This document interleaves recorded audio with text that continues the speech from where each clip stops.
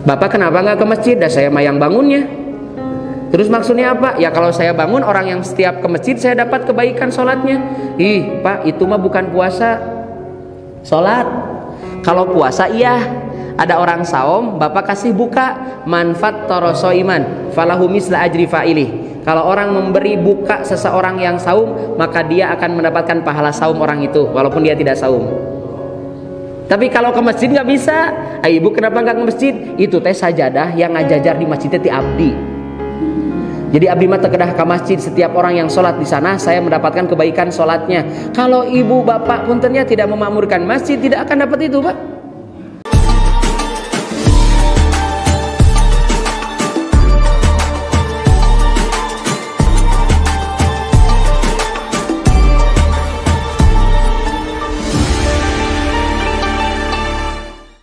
Tapi kalau sekalian Bapak ke masjid akan double, ya dapat ke masjidnya memakmurkan masjid plus dapat kebaikan dari setiap orang yang sholat. Yang kedua, umroh mengunjungi apa yang kita lakukan saat berkunjung ke masjid. Ada dua Pak di ayatnya. Wa qomas sholah. Apa? Sholat.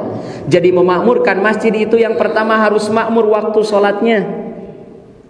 Tadi saya sampaikan Pak ya, ini kalau semua orang Cicurug ke masjid Pak, walaupun masjidnya banyak, sok Pak pinuh. Kalau semua orang Cicurug ke masjid Pak, walaupun masjidnya bukan satu ini saja Pak di Cicurug, tapi kalau semuanya ke masjid, masjid penuh Pak. Tapi karena tidak semua ke masjid, saya pernah komunikasi dengan DMI Tasikmalaya.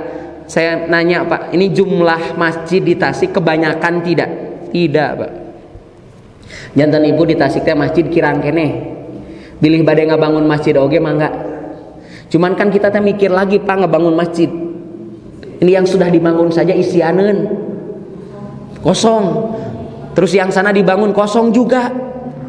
Iya Pak, kita kan husnudon ya. Kenapa orang teh tidak ke sini masjidnya? Mungkin ke sana. Kenapa enggak ke sini ke sana? Oh ke sana. Oh ke sini ke sana enggak ada. Oh ke sana ke Aljabar. Terus disusul ke Aljabar teu aya. Oh nuju umroh Pak. Ke Istiqlal lah. Ternyata di Istiqlal di Aljabar nggak ada, di masjid terdekat nggak ada, sedang umroh. Jadi sholatnya di Masjidil Haram dan di Masjid Nabawi. Bu, kan kalau di sini ya ibu-ibu itu banyaknya sholat di rumah tuh. Upami nuju umroh mending ke mana? Kenapa? Pahalana teras mangpang-mangpeng punya. Nih gini Bu, Nabi ngobrol kepada perempuan waktu itu, perempuan lebih baik di rumah, ngobrolnya di mana? Dulu Nabi ngobrol perempuan lebih baik di rumah, itu ngobrolnya di Mekah atau di Madinah? Di Madinah. Jadi Nabi teh ngobrol di Madinah, perempuan lebih baik di rumah. Nah, ibu datang ke sana, ibu langsung setiap sholat kemana? Ke masjid. Udah, masya Allah, nggak apa-apa Bu. Hanya maksud saya gini, di sana manis semangat Pak. Nah, pulang ke Indonesia nggak pernah ke masjid. Bu, ibu boleh nggak ke masjid? Boleh, kalau ada izin dari suami kan. Maka kalau Nabi ngomong ke istri, ke perempuan, kamu lebih baik di rumah. Tapi pas ngobrolnya ke laki-laki, saya bapak-bapak waktu itu sahabat yang laki-laki, Nabi ngobrolnya jangan pernah tidak mengizinkan istri berangkat ke masjid. Jadi kalau istri minta izin ke masjid. Jadi kalau begitu perempuan pun boleh dong ke masjid. Ya. Hanya maksud saya gini, kalau di sana pas semangatnya luar biasa, 5 waktu ke masjid, Masjidil Haram, Masjid Nabawi, walaupun jauh jalan kaki, ini dekat, ini berat. Artinya semangatnya harus dibangun Pak untuk memakmurkan masjid. Jika laki-laki tidak memenuhi masjid, kenapa ibu-ibu tidak memenuhi masjidnya? Biar laki-laki pada malu. Biar gantian ibu yang ke masjid, bapak pakai mukena. Iya Pak.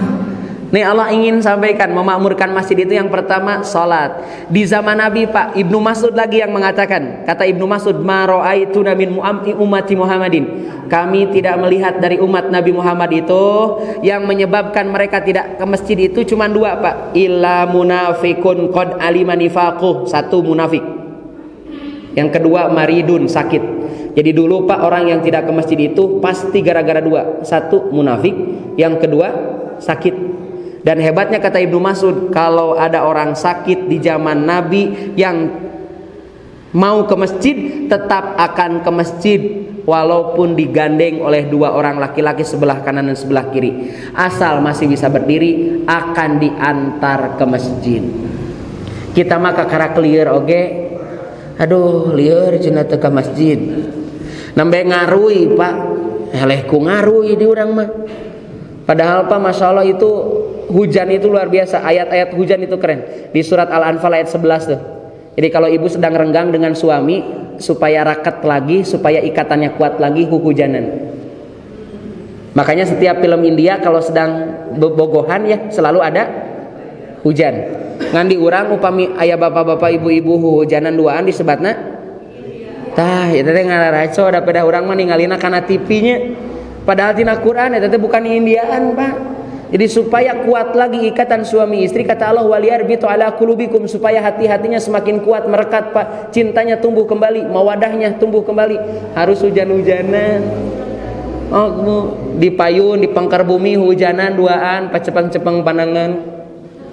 Kayak nganggo musik India sok, muter ibu teh joget duaan. Tapi ulah katingali batur.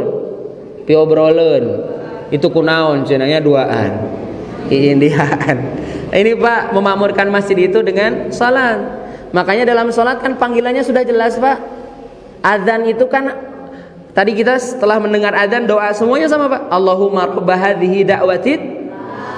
Ini panggilan yang sempurna. Jadi kalau ini panggilan sempurna, Pak, enggak boleh orang tidak mementingkan panggilan ini. Ini udah sempurna panggilannya. Allahu Akbar, Allahu Akbar. 6 kali, Pak, Allahu Akbarnya. Harus berapa kali lagi Allahu Akbarnya supaya manusia teh ke masjid? Apa harus sekali, Pak, Allahu Akbarnya biar ke masjid? Da Allah teh tunggal cenah adanya sekali we Allahu Akbarnya Allahu Akbar sakitu. Insyaallah Pak Haji ka masjid dah nyarekan wadan. Itu teh bisa dan teh cenah ulah adan ari teu bisa mah. Omor rasid ngariung cenah sesat ieu adan di masjid ieu adana Allahu Akbar nangan sakali ka masjid.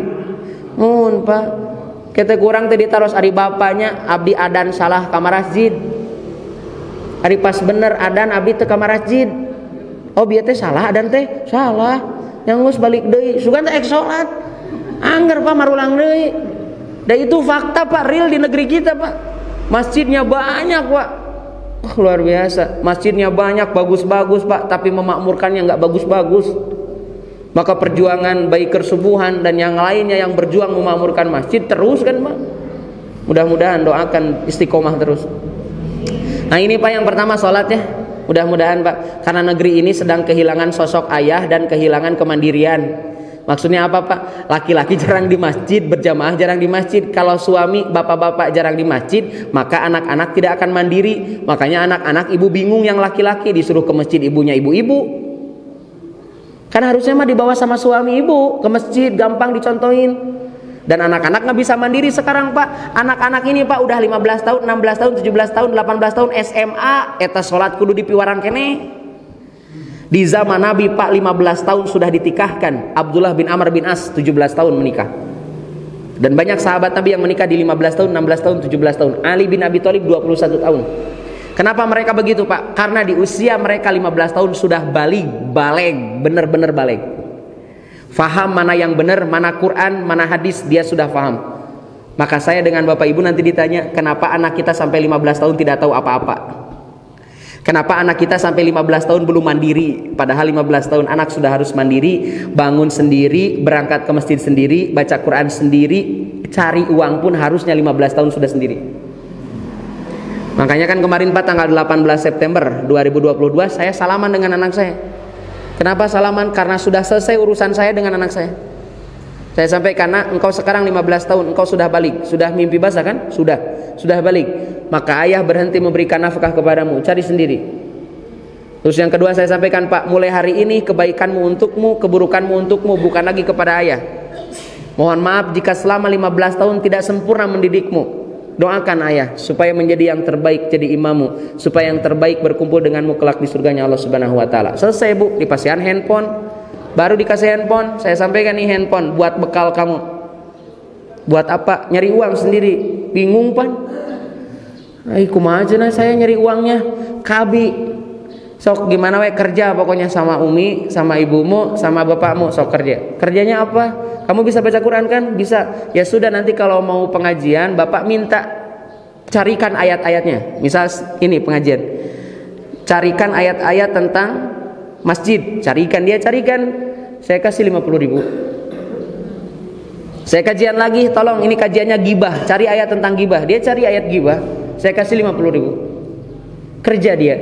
Punya tanggung jawab sendiri, jajan sendiri, sekolah nanti SMA dia sudah sendiri uangnya. Gitu Pak. Bapak-bapak ini orang-orang mandiri dulu pas kecilnya Pak. Yang 15 tahun sudah nyari uang sendiri Pak. Kenapa kita ke anak kita sekarang ngasih terus gitu? Padahal hatta ida balagun nikah. Surat An-Nisa Pak ayat ke-5 ayat ke-6 menjelaskan anak balig usia 15 tahun nikah, sudah boleh nikah. Cuman kita kan mikir deh manya nikah di usia ini budak tecar bisa nanaon. Dan jika anak kita belum bisa nanaon, pasti bukan anak kita yang salah, pasti salah saya dengan bapak.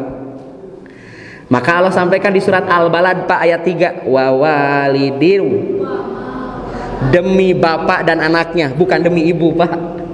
Karena negara ini bisa tegak berdiri Pak karena hubungan yang kuat antara bapak dan anaknya, bukan antara ibu dan anaknya. Ibu mah hanya menerima hasil dari ketaatan bapak kepada Allah dengan hubungan bapak dengan anaknya. Ibu kemudian akan dicium tangannya, bahkan mungkin kakinya dicium oleh anaknya karena bapaknya yang ngajarinya. Maka sekarang yang hilang teh sosok bapak dan kemandirian Pak. Negeri ini Pak.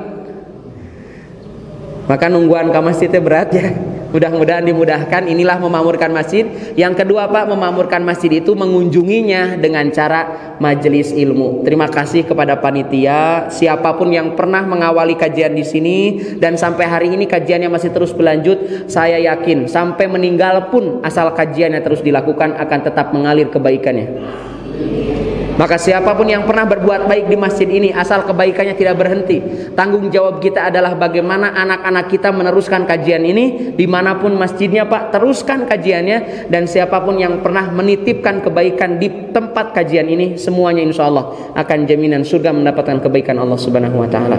Bismillah Bapak Ibu, mari kita songsong kebaikan negeri ini dengan terus memakmurkan masjid, jaga sholat yang 5 untuk bapak-bapak di masjid, kemudian makmurkan jika ada undangan pengajian Pak. Mencari ilmu itu hukumnya wajib, maka saat diundang pengajian tidak ada alasan syar'i yang membolehkan tidak ke masjid, kemudian tidak ke masjid, hukumnya dosa.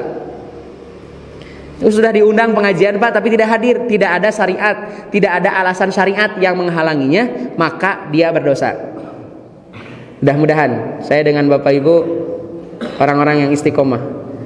Lebih dari itu, diluaskan rezeki kita, dimudahkan urusan kita, ujung-ujungnya Pak, kita berada di tempat terbaik insya Allah, surganya Allah Subhanahu Wa Taala. Bapak Ibu, itu yang bisa saya sampaikan. Mudah-mudahan kita termasuk orang-orang yang memakmurkan masjid, istiqomah hingga husnul khotimah. Mohon maaf atas segala kekurangan. Wassalamualaikum warahmatullahi wabarakatuh.